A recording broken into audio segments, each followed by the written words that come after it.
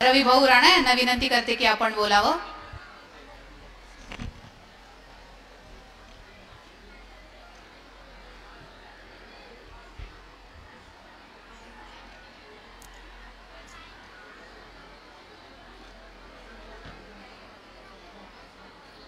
भारत माता की, भारत माता की। जोरात आला पाहिजे, वरती हात वरती करायचे। भारत माता की, भारत माता की, भारत माता की। आज या ठिकाणी सर्वप्रथम मी छत्रपती शिवाजी महाराजांना वंदन करतो।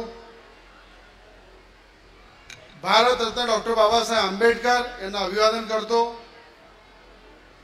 आई सावित्री यांना सुद्धा वंदन करतो। आई जिजाऊ यांना सुद्धा वंदन करतो।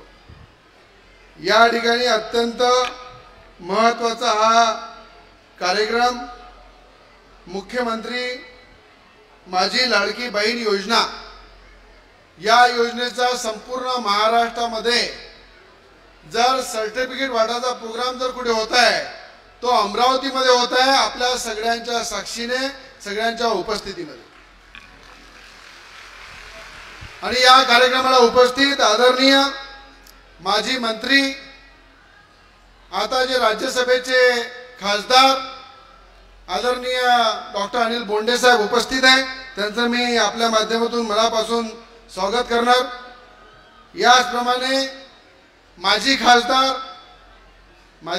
देवेंद्र फडणवीस म्हणे त्याविषयी की माजी खासदार म्हणताना खूप जड जाते म्हणे डॉक्टर साहेब, पण माझी असते, बरोबर नाही आहे? तर माजी खासदार या ठिकाणी माजी खासदार नवनीत राणा या ठिकाणी उपस्थित आहे, त्या सुद्धा भाजपच्या नेत्या आहे, त्यांचे स्वागत करतो। हा युवासन पार्टीचा प्रोग्राम आहे हे सांगतो। या ठिकाणी उपस्थित आदरणीय आरडीसी भटकर साहेब उपस्थित आहे। या ठिकाणी तहसीलदार साहेब विजयजी लोखंडे आहे।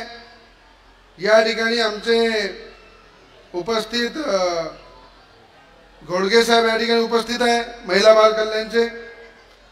त्याचप्रमाणे भडांगीजी उपस्थित आहे। आणि आमच्या सगळ्यांनी ज्यांनी धनोटे साहेब उपस्थित आहे। आणि या ठिकाणी उपस्थित ज्या महिलांनी अहोरात्र मेहनत करून आमच्या अंगणवाडी सेविका या सगळ्यांनी यांना निमंत्रण देण्यासाठी, माझ्या सगळ्या लाडक्या बहिणींना निमंत्रण देण्यासाठी ज्यांनी मेहनत केली अशा आमच्या ताई चिखलतर ताई उपस्थित आहे, ठाकरे ताई आहे, कोतरे ताई आहे, ब्राह्मणे ताई आहे, काळे ताई आहे, पाटणकर ताई आहे आणि संपूर्ण सर्व अंगणवाडी सेविका या सगळ्यांचं मी मनापासून स्वागत करतो, अभिनंदन करतो। आणि जेवढ्या बहिणी माझ्या या हॉलमध्ये आहे, वरती बसलेल्या आहे, हॉलच्या बाहेर बसलेल्या आहे, सगळ्या बहिणींना भावातर्फे मनापासून साष्टांग नमस्कार करतो, वंदन करतो आणि आपल्या सगळ्यांचं मी या ठिकाणी स्वागत करतो। कारण की तुम्हाला माहित आहे की आता येणाऱ्या काही दिवसातच राखीचा प्रोग्राम आहे आणि बहिणीला जेव्हा राखी आली की भावाकडनं काही अपेक्षा असते। म्हणून राज्याच्या महायुती सरकारने सगळ्या बहिणींसाठी इतकी चांगली योजना आणली की या योजनेमध्ये मुख्यमंत्री लाडकी बहीण या योजनेमध्ये ज्या सगळ्यांच्या इथे नोंदी झालेल्या आहे या सगळ्यांना 17 तारखेला सगळ्यांच्या खात्यामध्ये 3000 रुपये येणार आहे। 3000 रुपये। आणि आज या ठिकाणी बहिणीच्या खात्यामध्ये 3000 आणि महिन्याचे 1500 रुपये। मला आठवते की एखाद्या महिलेला जर 1500 रुपये महिना मिळत असेल तर त्या 1500 रुपये महिना त्या महिलेसाठी किती मोठा होते। कारण मला आजही आठवते की मी सुद्धा एका गरीब कुटुंबामध्ये जन्म झाला, जेव्हा माझी आई तांदूळामध्ये गव्हामध्ये 20 रुपये 25 रुपये लपून ठेवत होती आणि ते लपून ठेवल्यानंतर ते महिन्याचे जमा झाल्यानंतर बोंडे साहेब काहीतरी त्या 500 रुपयात 1000 रुपयात काहीतरी घ्यायचं, काहीतरी आपल्या मुलाच्या शिक्षणासाठी मुलीच्या शिक्षणासाठी, कोणाच्या एखाद्या तब्येतीसाठी ते 20 रुपये 10 रुपये कामात आले पाहिजे. मी अनेकदा त्या गव्हामधले तांदूळामधले पैसे माझ्या डोळ्यांनी पाहिले की त्या 20 रुपयाचं 10 रुपयाचं काय महत्व आहे. म्हणून हे 1500 रुपये मला असं वाटते की महिलांच्या जीवनामध्ये एक मोठा आधार या महायुती सरकारने, मुख्यमंत्र्यांनी उपमुख्यमंत्र्यांनी दिलेला आहे. आणि मला हेही आठवते की या 1500 रुपयामध्ये एक खट्टे 2 महिन्याचे जे पैसे येत आहे आणि राखीच्या पहिले पैसे येत आहे, तर नक्कीच आमच्या बहिणी मुलांसाठी कपडे घेतील, काहीतरी गोड पदार्थ घरामध्ये तयार करतील, काहीतरी आमच्या आई बहिणीसाठी एखादी साडी घेतील. काही ना काही या 3000 रुपयामध्ये चांगल्या प्रकारे राखी साजरी होईल आणि येणाऱ्या 10-15 दिवस आपल्या घरामध्ये सण साजरा होईल. या 3000 रुपयामध्ये असा फायदा आपल्या प्रत्येक बहिणीला खऱ्या अर्थानं या ठिकाणी होणार आहे. या ठिकाणी अनेक लोक टीका करतात की 3000 1500 रुपये महिना हा इलेक्शनच्या तोंडावर दिलेला आहे. पण मला एक लक्षात ठेवा की देणाराचं देत राहावं आणि घेणाऱ्यांनी घेत राहावं. पण देणारा आधी दिलं पाहिजे, मग दिलं त्याला काही अर्थ राहत नाही. तुम्ही पाहिला नवनीत राणाच्या इलेक्शनमध्ये जे भाषण झाले, खटाखट 8,500 रुपये येणार होते, आले का? ते आता पडल्या, बिचारा घरी बसल्या, पडल्या नाही का? जर एखाद्याच्या आयुष्यामध्ये खोटंच बोलायचं आहे आणि काहीतरी मिळवायचं आहे, तो जीवनामध्ये कोणाला काही देऊ शकत नाही. द्यायची तर धम्मक असली, काही मिळवायच्या आधी त्याच्या खात्यामध्ये दिलं पाहिजे. ते महायुती सरकारने देत आहे, ते देणं करत आहे. आणि आज नवनीत राणा पराभूत झाल्या. एवढी रात्रंदिवस मेहनत केली, ज्या ताकदीनं त्यांनी महिलांचा आवाज बनवून, या महाराष्ट्राचा आवाज बनवून, त्या आदिवासी, शोषित, शेतकरी, सर्वसामान्य महिलांचा आवाज बनवून त्यांनी पार्लमेंटमध्ये नेहमी आपला आवाज म्हणून काम केलं. गोरगरिबांसाठी आवाज उचलला. मला आठवतं की या ठिकाणी अंगणवाडी सेविकांसाठी मानधन वाढलं पाहिजे, यासाठी पहिला आवाज जर पार्लमेंटमध्ये कोणी उचलला असेल तर नवनीत राणांनी तुमचा आवाज उचलला आणि त्या ठिकाणी मागणी केली होती 21,000 रुपये यांना त्या ठिकाणी मानधन मिळालं पाहिजे. या ठिकाणी आमच्या एसडीओ मीनू मॅडम सुद्धा आल्या, त्यांचं सुद्धा या ठिकाणी स्वागत करतो. आणि सगळ्यांना पेन्शन भेटलं पाहिजे. या ठिकाणी पेन्शन भेटून त्या ठिकाणी किमान 26,000ची मागणी आमच्या अंगणवाडी सेविकांची होती आणि त्यांना कायमस्वरूपी परमनंट केलं पाहिजे, ह्या आमच्या बहिणींची सगळ्यांची मागणी होती.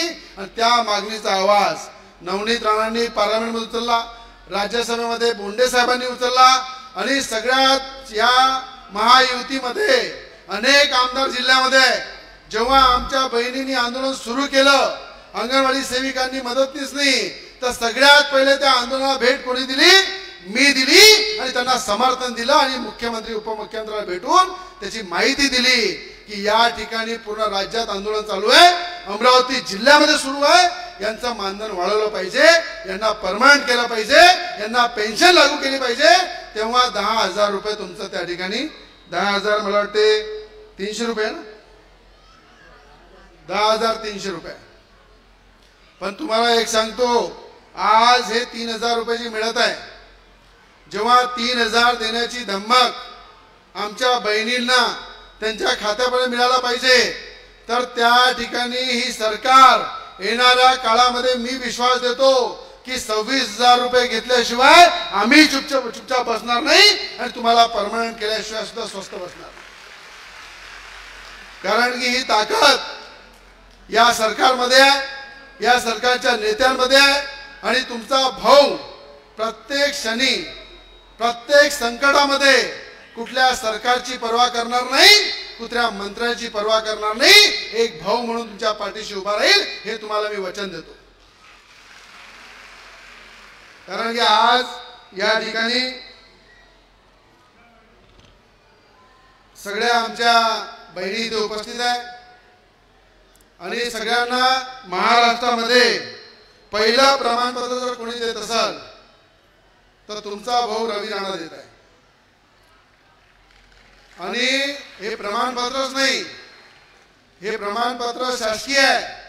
पण माझ्या बहिणींनी राखीमध्ये माझी दिलेली साडी घातली पाहिजे म्हणून रवी राणा स्वतःच्या खिशातून साडी चोळी सुद्धा देत आहे. हे शासनाची नाही आहे, शासनाने दिली, हे मी देत आहे साडी चोळी. आणि या बहिणींनी माझी दिलेली भावाची साडी हे खऱ्या अर्थानं तिथे राखीमध्ये घातली पाहिजे. या उद्देशाने त्याचं वाटप सुद्धा या ठिकाणी होणार आहे. आणि प्रमाणपत्र प्रत्येकाला मिळाल्याशिवाय मी इथून जाणार नाही. शेवटच्या महिलेला साडी चोळी, शेवटच्या महिलेला प्रमाणपत्र हे तुम्हाला मिळालं पाहिजे.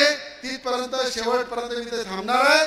आणि सगळ्यांच्या इथे जेवणाची सुद्धा व्यवस्था केलेली आहे. मला माहीत आहे, मला 1 घंटे आधी फोन आला की लहान मुलं आहे आणि त्यांना भूक लागली आहे म्हणून ताबडतोब म्हटलं पार्लेजीचे बिस्किट द्या त्यांना, त्याच्यामुळे ग्लुकोज पण राहते ना. बिस्किट मिळाले की लहान मुलांना, कारण की आपण उपाशी राहू शकतो पण लहान मुलांना तर बिस्किट द्यावं लागेल. तर या ठिकाणी सगळ्यांना जेवणाची सुद्धा व्यवस्था या ठिकाणी केली आहे. पण आज मी एवढंच सांगतो आपल्याला की या ठिकाणी आमच्या महिला अत्यंत गरीब परिस्थितीमध्ये, ग्रामीणमधून शहरामधून आलेल्या महिला ज्या आहेत, आपल्या कुटुंबाचं पालनपोषण करतात आणि आपल्या पोटाला तडा देऊन आपल्या मुलं शिकले पाहिजे, आपल्या घरामधला परिवारातला मुलगा मुलगी मजबूत झाला पाहिजे, ही भावना खऱ्या अर्थानं आमच्या सगळ्या महिलांची राहते. पण मला एवढं म्हणणं आहे बोंडे साहेब की 3000 रुपये सरकारने देण्याचं सुरू केलं. दिवाळीनंतर इलेक्शन झाल्यानंतर किमान यांना 1500 जागी 3000 रुपये केले पाहिजे. 3000 रुपये केले पाहिजे ना. आणि 3000 रुपये पहिले कोणी काही दिलाय तर नंतर काही मिळणार. जर 1500 रुपये आज मिळाले आणि उद्या तुमचा भाऊ म्हणून जर सरकारला विनंती केली की हे 3000 रुपये, हे 1500 रुपयाचे 3000 झाले पाहिजे, हे कधी म्हणू शकतो आपण? जेव्हा भरून त्यांना तुम्ही आशीर्वाद द्या. काय द्या? आणि आशीर्वाद कसा द्यावा लागते? असा द्यावा लागते नवनीत राणासारख्या. कोण कोण आशीर्वाद देणार हात वर करा. ज्यांनी आशीर्वाद दिला नाही तर मी तुमचा भाऊ आहे, ते 1500 रुपये खात्यातून वापस घेऊन घेईन. बरोबर आहे काय? तिकडे आशीर्वाद देणार नाही काय? बाहेरचे लोक आशीर्वाद देणार नाही काय?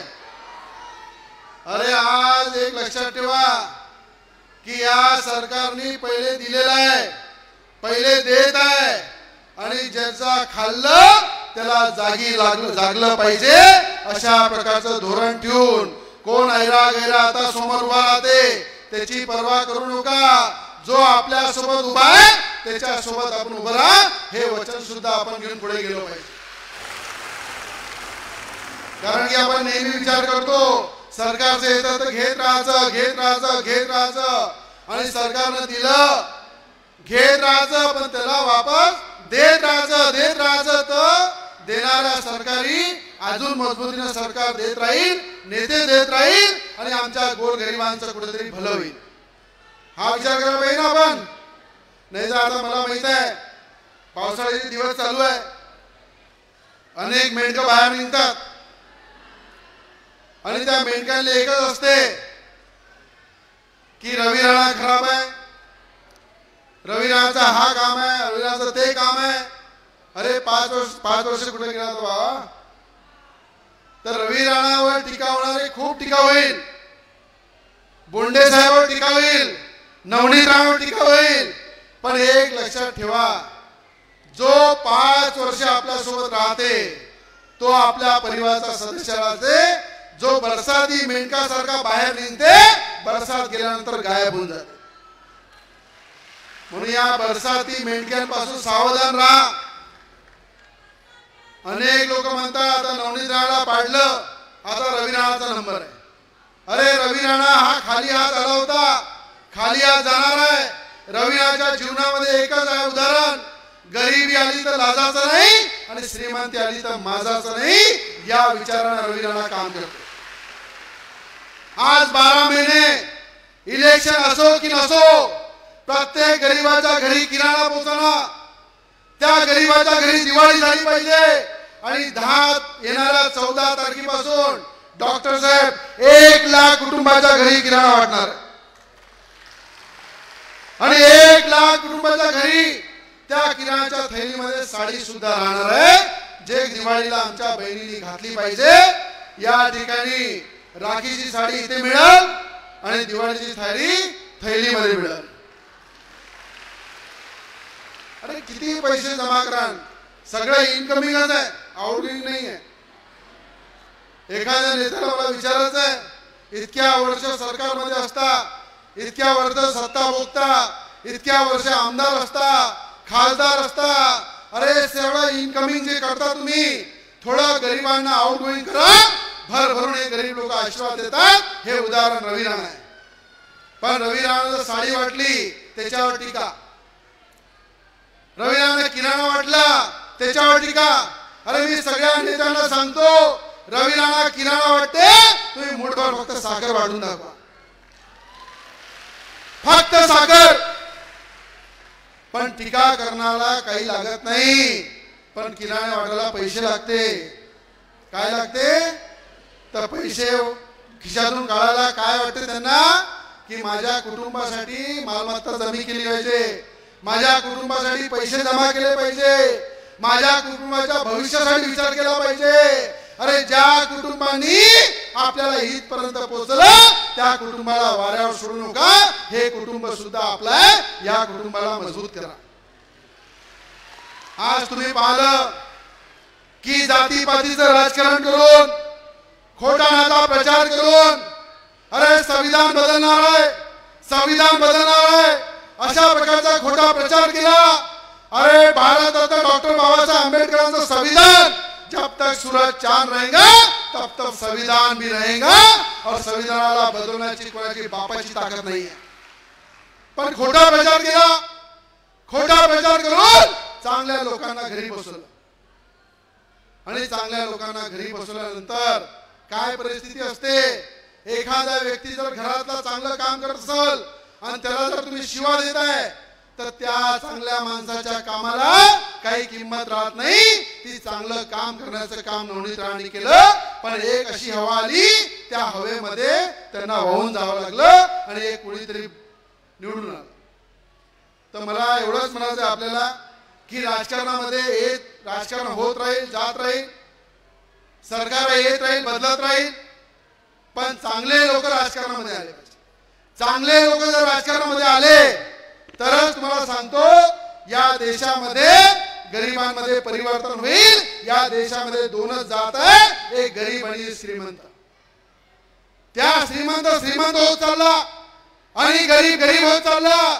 त्या तळागाळातल्या गरीब लोकांना बाहेर काढण्यासाठी चांगले लोक राजकारणामध्ये आले पाहिजे. ही संधी सुद्धा चांगल्या लोकांच्या पाठीशी आपण सगळ्यांनी दिली पाहिजे. हे हात जोडून या ठिकाणी विनंती करतो. आज तुम्हाला माहित आहे, माझ्या घरी कोणी जरी आलं तर चहा पिल्याशिवाय जात नाही. कोणी बिमार आहे त्याचा इलाज केल्याशिवाय, त्याला मदत केल्याशिवाय मी सोडत नाही. कोणा शिक्षण आहे त्याला मदत करतो, कोणी लग्न आहे त्याला मदत करतो. कुठल्याही कठीण परिस्थितीमध्ये जर कोणी सापडलाय त्याला मदत करण्याचं काम जेव्हा आम्ही करतो तर मला माहित आहे की गरिबीचे चटके काय असते आणि गरिबीचे चटके जो भोगते तोच गरिबांना न्याय देऊ शकते.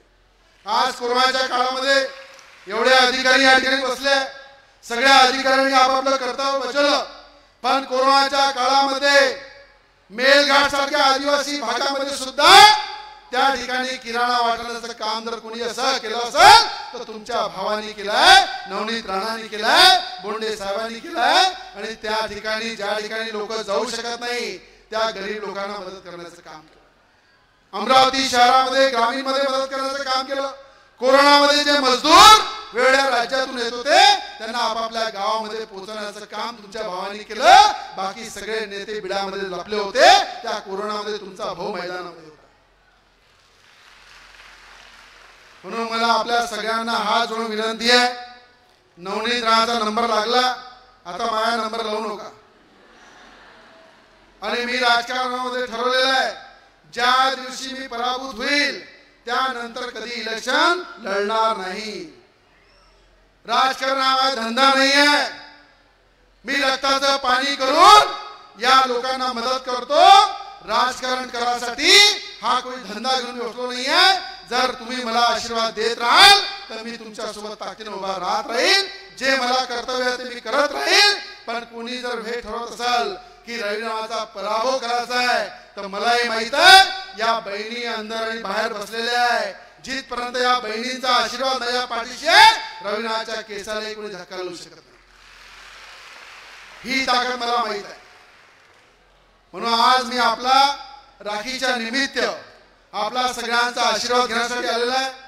आणि मला विश्वास आहे की सगळ्या महिलांच्या खात्यामध्ये 17 तारखेला 3,000 रुपये टाकले जाईल. आणि जवळपास 25,000 पेक्षा जास्त या 1 महिन्यामध्ये आपण सगळ्या गोरगरिबांच्या डोळ्यांचा चेकअपचा कॅम्प ठेवला होता. 25,000 पेक्षा डॉक्टर साहेब आपण डोळ्यांच्या चष्मे मोफत वाटले. कॅम्प मोफत होता. आणि मोत्या बिंदूचे कमीत कमी 700 ते 800 ऑपरेशन सुद्धा आपण करून दिले. तर ज्यांनाही असं वाटते की आमचा डोळे चेक झाले पाहिजे, चष्मा मिळाला पाहिजे, मोत्या बिंदूचं ऑपरेशन झालं पाहिजे, तर 15 तारखेपासून आपण युवा स्वाभिमान पार्टीच्या कार्यालयामध्ये 15 दिवस हा कॅम्प ठेवणार आहे. कोणी तिथे या, चेकअप करा, चष्मे पण दिले जाईल, ऑपरेशनसाठी त्यांचा नंबर सुद्धा लावला जाईल. आणि हे सर्टिफिकेट ज्या महिलांना इथे मिळेल, काही महिला राहिल्या असाल तरी 15 दिवस युवा स्वाभिमान पार्टीच्या कार्यालयामध्ये सगळ्यांना हे सर्टिफिकेट मुख्यमंत्री लाडकी बहिणीचं दिल्या जाईल. म्हणून जे सुटेल त्यांना तिथे मिळेल. पण या ठिकाणी आलेल्या प्रत्येक महिलेला आपण या ठिकाणी सर्टिफिकेट देणार आहे. आणि सगळ्यांनी याचा सर्टिफिकेट घेऊन जावं अशी आपल्या सगळ्यांना विनंती करतो.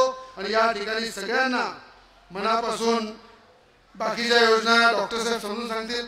शेतकऱ्यांच्या, विजेच्या, विद्यार्थ्यांचे जे शिक्षणासाठी गव्हर्नमेंट पैसे देणार आहे ते सुद्धा डॉक्टर साहेब समजून सांगतील. मी एवढंच सांगेल की सगळ्यांनी विश्वास ठेवला पाहिजे. आणि जे लोक काम करतात त्यांना ताकद दिली पाहिजे, आशीर्वाद दिला पाहिजे, एवढीच विनंती करतो. जय हिंद, जय महाराष्ट्र, जय स्वाभिमान.